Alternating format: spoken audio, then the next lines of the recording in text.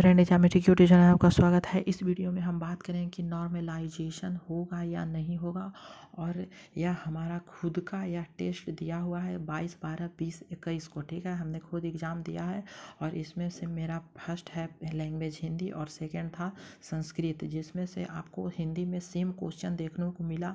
तो एक क्वेश्चन आपको सेम क्वेश्चन देखने को मिला और संस्कृत में भी एक क्वेश्चन है, तो दो क्वेश्चन आपको सेम है जिसमें से आपको 2 मार्क्स मिल सकते हैं। ठीक है, तो निश्चिंत हो जाइए। और नॉर्मलाइजेशन की बात करते हैं तो नॉर्मलाइजेशन आपका होगा या नहीं होगा, तो इस पर तो बहुत ही ये वीडियो बन चुका है। तो आपको बता देते हैं कि नॉर्मलाइजेशन अगर हुआ, ठीक है, तो आपको ज़्यादा तो नंबर नहीं देखने को मिलेंगे, क्योंकि आपको CDP हो या किसी भी आपका सब्जेक्ट हो, ठीक है, हिंदी हो, संस्कृत हो या इंग्लिश हो, किसी भी सब्जेक्ट में आपको क्वेश्चन तो सेम ही मिल सकता है, सेम ही क्वेश्चन था। ठीक है, लेकिन कुछ पैटर्न उसका थोड़ा सा अलग अलग घुमाया हुआ क्वेश्चन था, लेकिन आपको पैटर्न सेम ही था।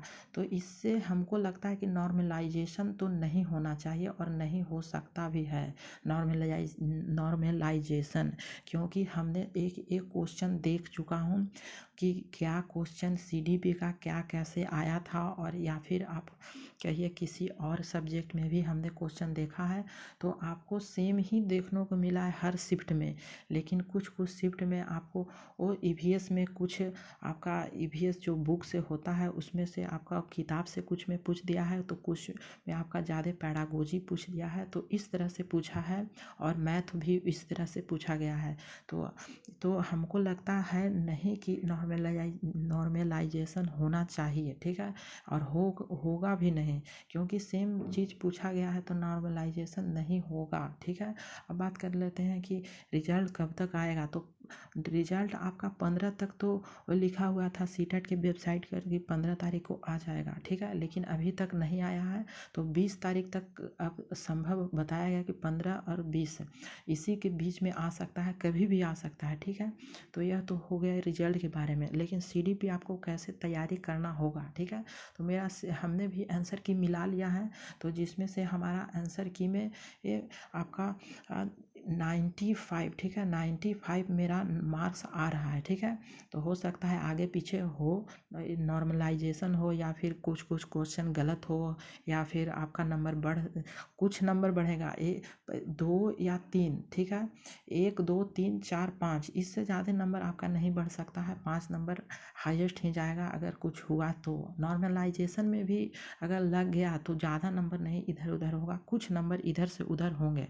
ठीक है, अब देख लेते हैं कि CDP आपको कैसे तैयारी करना होगा। तो लगभग हमने बहुत से वीडियो बना चुका है CDP के ऊपर कि कैसे आपको तैयारी करना होगा CDP बाल विकास शिक्षा शास्त्र, और कहाँ से करना होगा। इस वीडियो हमने बना चुका है, तो आप प्लेयर लिस्ट में देख सकते हैं कि कहाँ से तैयारी करना है और किसके चैनल से जुड़ना है, और क्या क्या हमें अच्छे तरीके से तैयारी करना होगा। ठीक है, तो देखिए CDP में आपको बहुत ही आपका सबसे पहले आपको क्या पढ़ना होगा। तो सबसे पहले आपको थ्योरी पढ़ना होगा। ठीक है, थ्योरी पढ़ने से आपको कंफर्म हो जाएगा कि मेरा सीटेट का रिजल्ट होगा। ठीक है, और हमने इससे पहले भी एग्ज़ाम बहुत बार दे चुके हैं, मिस आपका हर एक शिफ्ट में हमने एग्ज़ाम दिया है, तो हम लगभग सभी में पास हैं। ठीक है, सभी में हम पास हैं, और इस बार भी अलग क्वेश्चन, इस बार तो अलग क्वेश्चन देखने को सभी शिफ्ट में मिला है, लेकिन सेम पैटर्न अगर अच्छी तरह से पढ़ेंगे तो सेम पैटर्न आपको मिल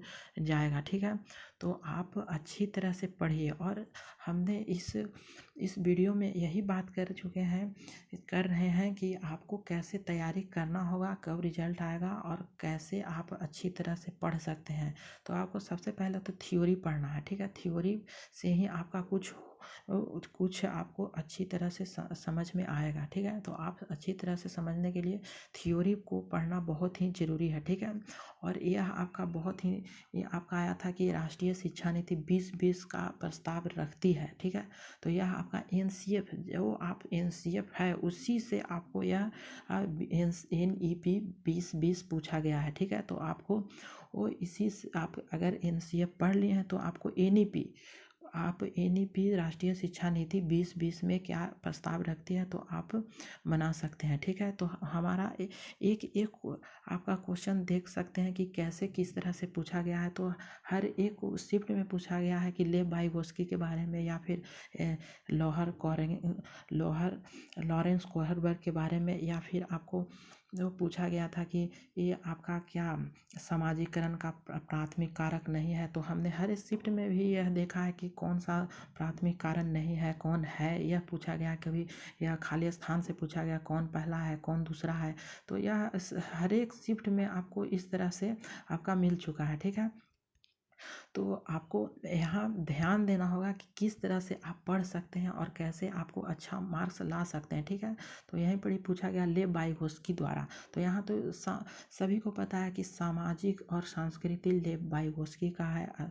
ठीक है, तो यह आपको अच्छी तरह से ये आपको क्वेश्चन को और आपको थ्योरी के बहुत अच्छी तरह से आपको ये अथी पढ़ना पड़ेगा। ठीक है, तो आप सभी क्वेश्चन देख सकते हैं कि लगभग आपका सभी शिफ्ट में एक ही क्वेश्चन का पूछा गया है। और इस तरह का क्वेश्चन आपको जो पूछा गया है, तो इस तरह का जो सतत और व्यापक मूल्यांकन में फर्स्ट, सेकंड, थर्ड, फोर्थ कौन सही होगा, तो इस तरह से आप बना सकते हैं। ठीक है, तो मेरा तो आंसर ये है, और यह हमने क्वेश्चन आंसर मिलाया है, आंसर किया था जिसमें से, और यह सही भी है। क्योंकि देखिए यहाँ पे आपका थर्ड इस तरह से कट जाता है। क्यों कट जाता है? क्योंकि श्रेणीबद्ध कर रहा है। ठीक है, श्रेणीबद्ध अलग अलग कर रहा है, तो यह आपको तो कट ही जाएगा, और बाकी सब आपका सही है। ठीक है, तो आप अच्छी तरह से पढ़ेंगे तो आपको अच्छा मार्क्स आएंगे। तो मेरा CDP में मार्क्स आ रहा है 26। ठीक है, 26 आ रहा है। ठीक है, 26 मेरा CDP में भी आ रहा है, और सभी में 20-20 मार्क्स आ रहे हैं,